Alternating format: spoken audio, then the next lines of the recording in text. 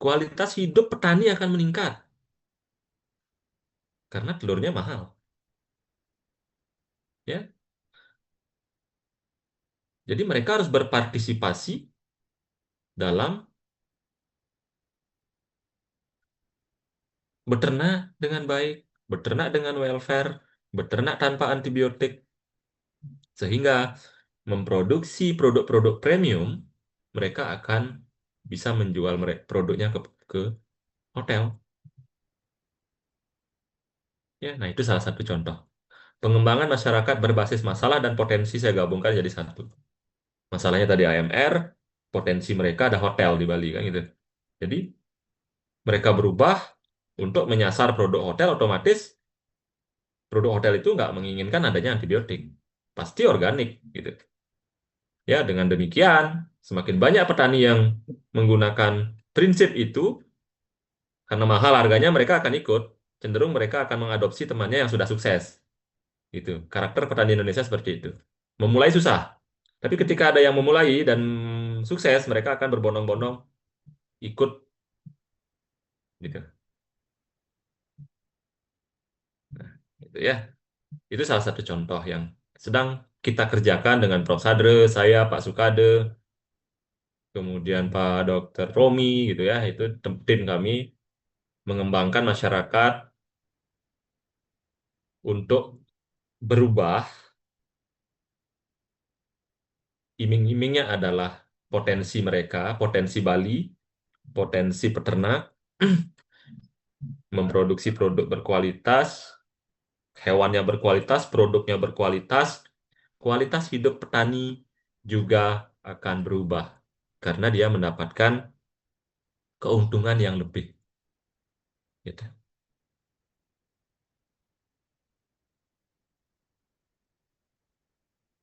Nah, ini perspektif. Jadi cara-caranya ya, caranya ada yang profesional, ada yang radikal. Gitu.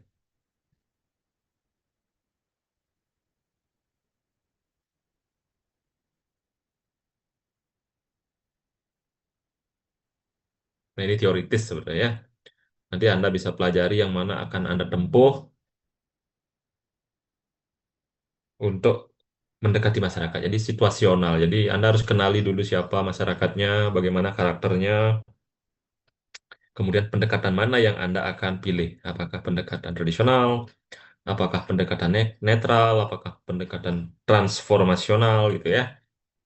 Jadi itu nanti yang kita pilih. Masyarakat suka keuntungan. Ya. Apa yang kalau saya melakukan ini, Pak, kalau saya merubah sistem saya, keuntungan untuk saya apa? Nah, itu selalu ditanyakan ya. Jadi mereka harus untung. Nah, sehingga pilihannya adalah transformasional. Mereka harus bertransformasi, merubah gitu.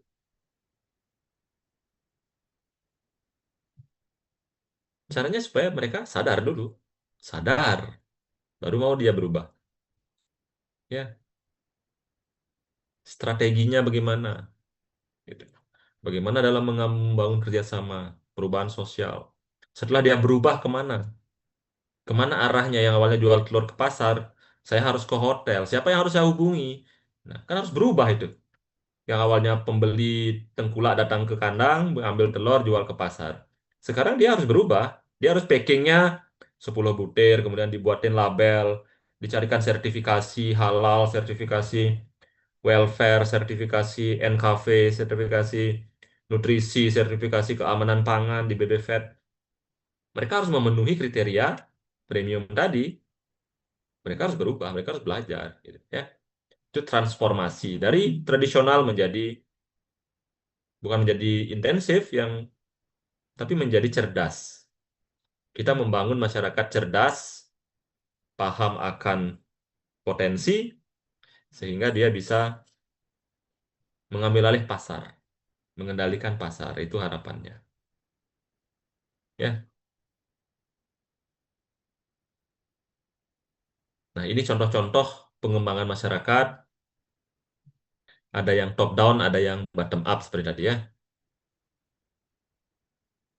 Metodenya ada pengembangan masyarakat lokal, ada perencanaan sosial, ada aksi sosial. Ini Anda bisa lakukan ketika Anda bisa berkomunikasi dengan baik. Ya, komunikasi dua arah.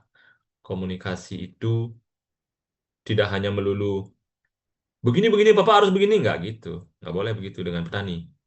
Jadi Bapak harus, Anda atau kita harus belajar berkomunikasi supaya kita tidak menggurui. Pernah saya pertama kali ngasih, dulu saya jadi dosen muda, pertama kali diundang untuk memberikan sosialisasi tentang ternak babi waktu itu. Pertanyaan masyarakat membagongkan, yang bikin kadang-kadang peternak apa pembicara itu kagok. Saya beternak babi sudah, masyarakat ini sudah 15 tahun, 20 tahun kami beternak babi. Bapak berapa tahun sudah beternak babi? Apakah Bapak pernah beternak babi? Bapak ngajarin saya. Itu pertanyaan. Itu pertanyaan ketika kita menggurui. Mereka yang sudah berpengalaman, kita ujuk-ujuk anak kecil datang ke desa, tiba-tiba ngasih petunjuk, ini harus gini, harus ini. Nah, Anda berapa lama sudah beternak babi? Katanya. Pertanyaannya. Ya, itu ketika mereka marah akan seperti itu. Disitulah perlunya belajar cara berkomunikasi dengan baik. Siapa yang kita ajak berkomunikasi, kita harus kenali dia, karakternya, ya, kebutuhannya dia apa. Gitu.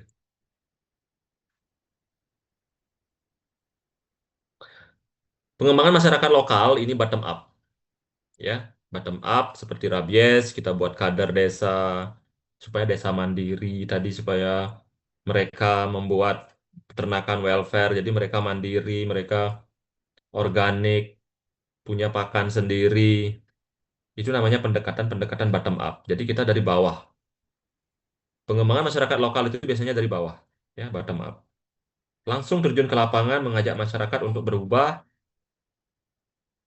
Yang dipentingkan di sini adalah proses belajar. Nah, tahun 2008 saya dapat proyek dengan Prof. Damri waktu itu mengembangkan masyarakat di Papua, di Wamena dan Manokwari. Itu Manokwari itu Arfak Mountain, kalau yang di Wamena namanya Lembah Baliem. Jadi kita mengembangkan masyarakat di situ. Pendananya adalah Asyar Australia, Kementerian Pertaniannya Australia.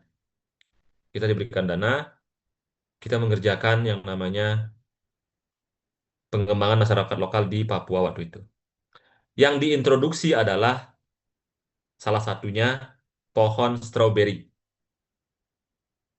Pohon stroberi dikenalkan di Papua, di pedalaman, di Wamena, dan di Manokwari juga di pegunungan tinggi. Itu tinggi sekali. Nah, itu tahu indikatornya. Indikator sukses, waktu itu kami meeting di Makassar, orang lokal, pelaku pelaku lokal yang dari Papua, teman-teman kami di pemerintah Papua, kemudian ada dari dinas, ada dari swasta, ada dari universitas di sana. Pak, ternyata stroberi kami banyak dicuri, gagal gitu. Produksi stroberi kami gagal. Kenapa gagal? Anak-anak kecil mencuri stroberi kami. Dicuri untuk diapakan? Dicuri untuk dimakan, katanya. Ya, teman kami dari Australia, dari Sardi namanya, itu bagus katanya. Itu sukses. Hah? Kok sukses? Stroberinya dicuri, nggak panen. Tidak. Karena ketika mereka mau memakan stroberi, buah yang baru kita kenalkan, artinya mereka menerima produk buah itu. Ya, itu buat saya waktu itu masih anak kecil. Oh, oh gini cara berpikir mereka. Ya, karena yang diutamakan adalah proses. Ketika kita mengenalkan sesuatu, makanan, mereka mau mencuri makanan itu untuk dimakan, itu artinya mereka accept. Tapi kalau mereka mencuri untuk dibakar, mereka nolak, itu lain lagi cerita. Ya, gagal panen karena dicuri anak-anak. Itu sudah panen duluan, bukan gagal namanya, katanya. Ya, bagi pekerja-pekerja sosial, kegiatan karena seperti itu yang mencirikan bahwa prosesnya lebih penting daripada hasilnya. Ini tanpa berlama-lama lagi, mari kita buat kalah beri tepuk tangan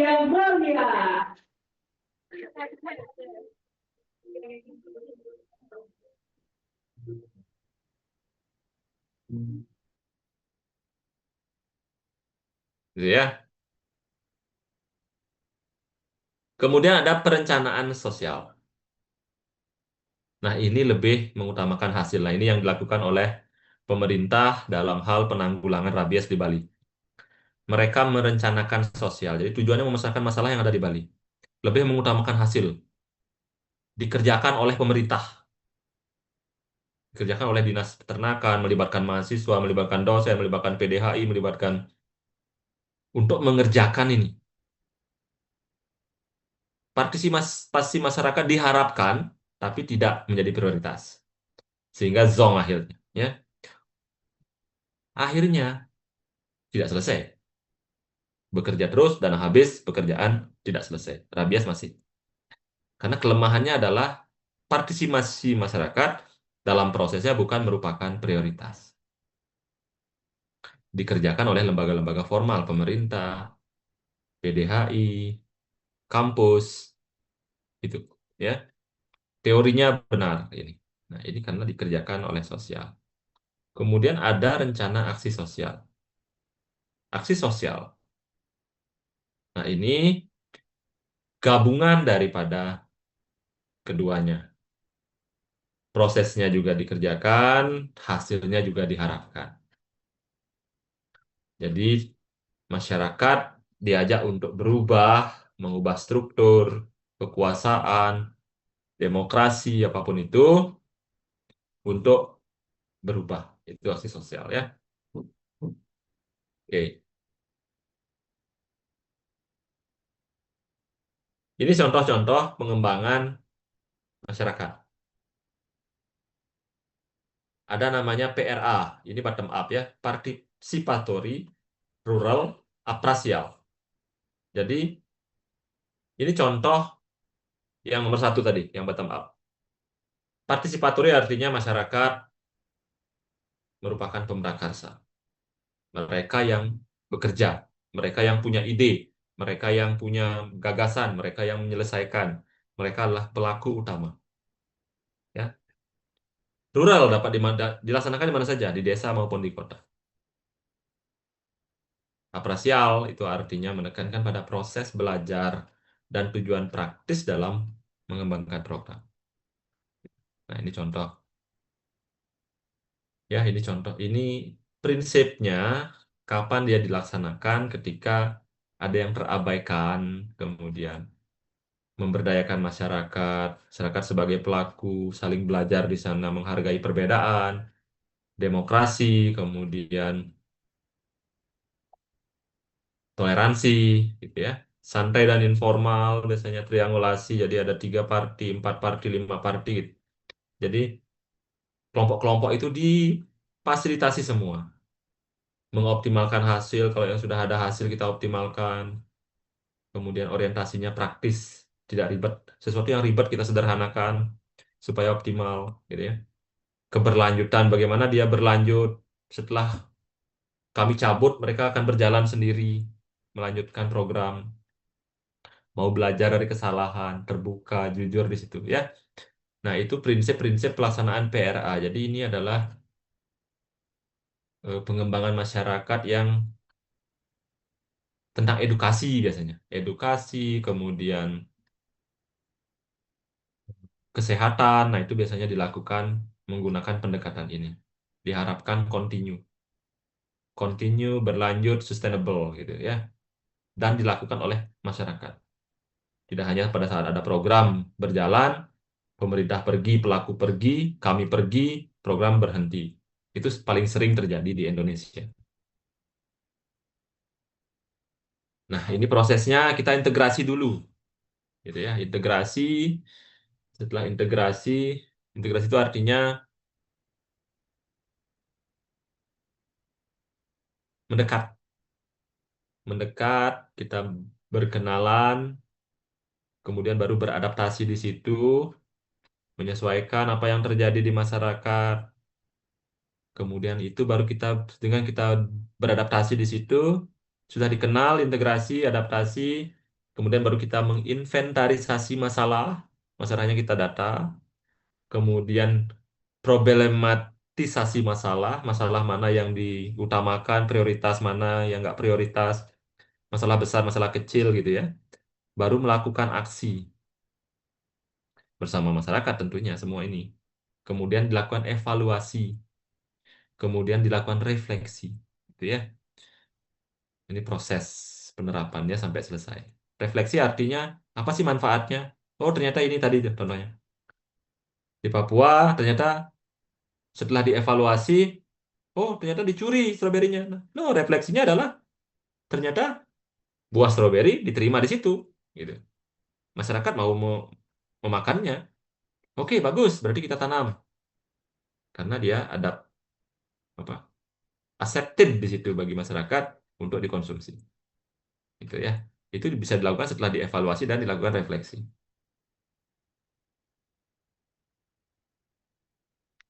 Ini adalah soft skill semua. Kalau mau PR Anda sukses, Anda harus belajar soft skill. Ini ya. Kuncinya adalah komunikasi. Baru Anda bisa akan memahami semua ini dengan cara berkomunikasi. Itu materinya. Apakah ada diskusi? Silakan kalau ada yang mau bertanya, mau punya saran, mau punya pengalaman, silakan.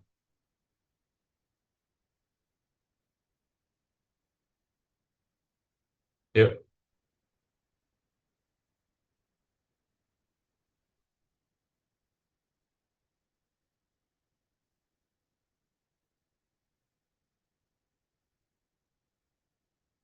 silakan.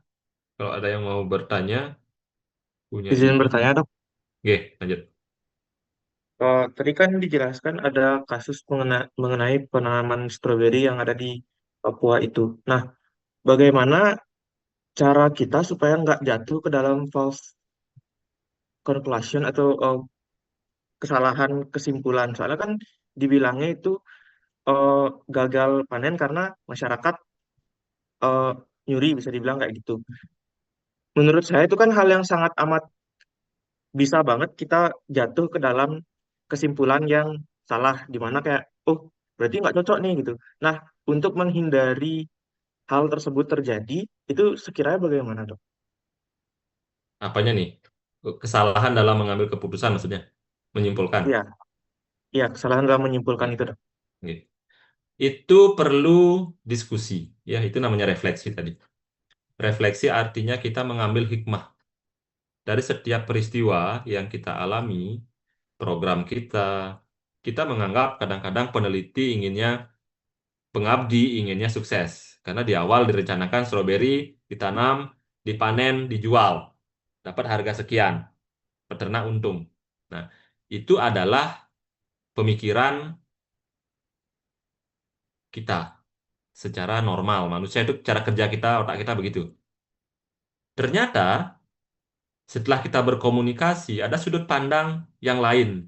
Kan gitu. Maka perlu side namanya second opinion. Dokter hewan contohnya Anda. Anda mendiagnosis penyakit ini dari sudut pandang Anda. Dokter lain dari sudut pandangnya dia. Dokter lain lagi dari sudut pandang mereka.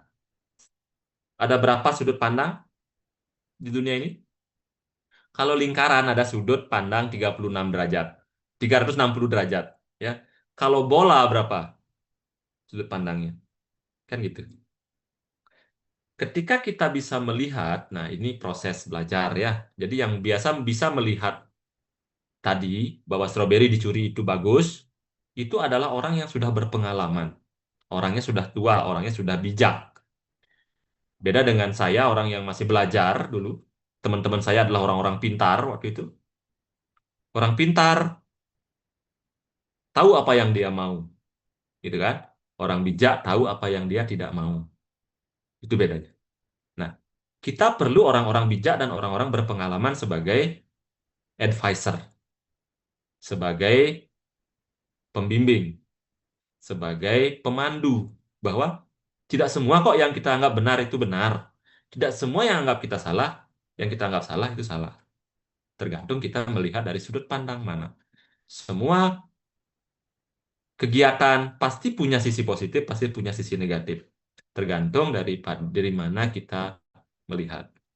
Nah, caranya seperti tadi, kita harus melibatkan banyak orang dalam mengevaluasi, dalam merefleksi, melibatkan orang-orang berpengalaman di situ pentingnya expert, ya.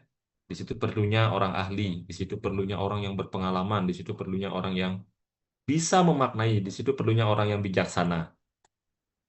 Gitu deh.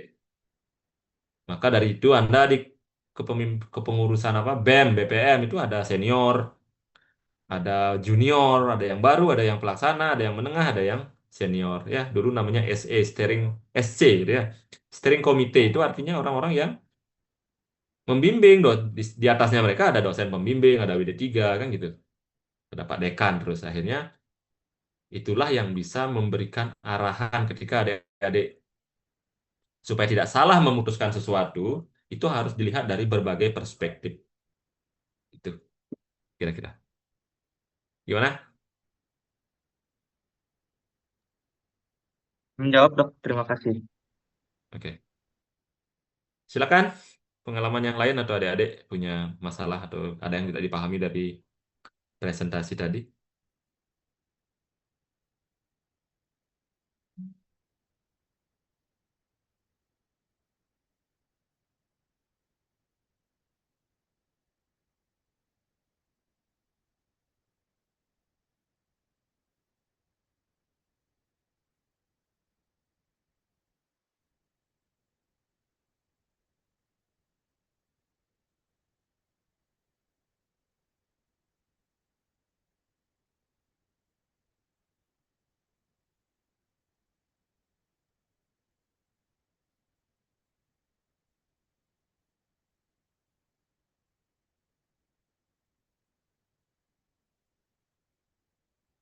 Gimana?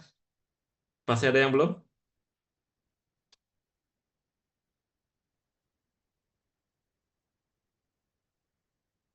Ada yang mau ditanyakan lagi? Ada yang mau dibahas? Pahamkah maksudnya? Oke, saya nanya sekarang. Tugas Anda sejauh mana sudah dikerjakan proyeknya?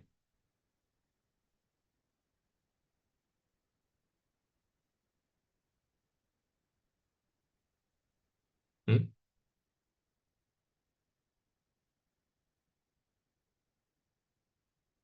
Tugasnya sudah sejauh mana dikerjakan?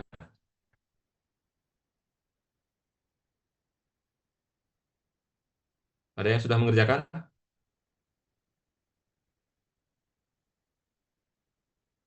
Belum semua?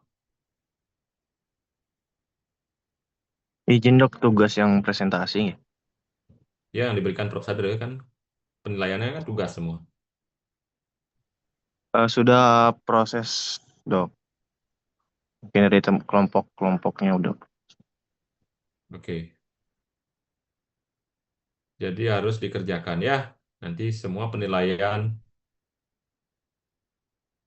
lebih banyak nanti dinilai dari proyek Anda. Berarti minggu depan presentasi ya? Kapan presentasi? Iya. Enggak dok, sesuai jadwal tuh tanggal 3 bulan 12 sudah presentasi minggu depan. Minggu depan siapa? Prof. Sadri apa saya? Kalau di jadwal untuk yang presentasi itu dari Prof. Sadre semua sih dok. Prof semua ya? Oke. Nanti saya Hmm, gabung. Oke. siap dok. Ya, oke. Sip. Masih ada kira-kira yang mau ditanyakan? Mungkin dari teman-teman sudah tidak ada pertanyaan. Sudah Oke, jelas mungkin. clear ya. Oke, seperti itu ya. Jadi itu salah satu pekerjaan nanti yang bisa Anda lakukan sebagai seorang dokter hewan. Banyak sekali pekerjaan-pekerjaan sosial yang bisa dikerjakan, khususnya di negara berkembang seperti Indonesia. Saya melihat dari sisi animal welfare, saya kerjakan. Ada yang melihat dari sisi apa penyu misalnya di Sanur itu banyak mengembangkan masyarakat komunitas penyu. Ada yang melihat dari sisi sampah, mengembangkan sampah, bagaimana mengelola sampah. Ada yang melihat dari sisi organik, bagaimana bertani organik. Ada yang melihat dari sisi wanita, bagaimana mengembangkan wanita. Ada yang melihat dari sisi kesehatan, bagaimana menjaga kesehatan, membuat komunitas running, membuat komunitas jalan, membuat komunitas senam, membuat komunitas banyak sekali, ya, gym, bagaimana membuat komunitas itu. Ya. Banyak sekali pengembangan masyarakat yang bisa dikerjakan. Kalau mau bekerja di bidang kedokteran hewan, bagus. Kalau mau bekerja di luar itu juga nggak apa-apa. Ya, gitu. Oke? Selamat belajar untuk adik-adik semua. Selamat bertumbuh, selamat berkembang. Ya, kalian adalah insan-insan muda penerus yang punya kreativitas, punya integritas, punya kemampuan, itu, idealisme ada di situ. Tegakkan itu, ya, logika. Bagaimana Anda berpikir kritis, bagaimana Anda berpikir logis, itu yang harus Anda tajamkan saat ini. Setelah nanti usia menginjak 40, Anda matang. Ya, sekarang harus idealisme, idealisme, idealis dulu.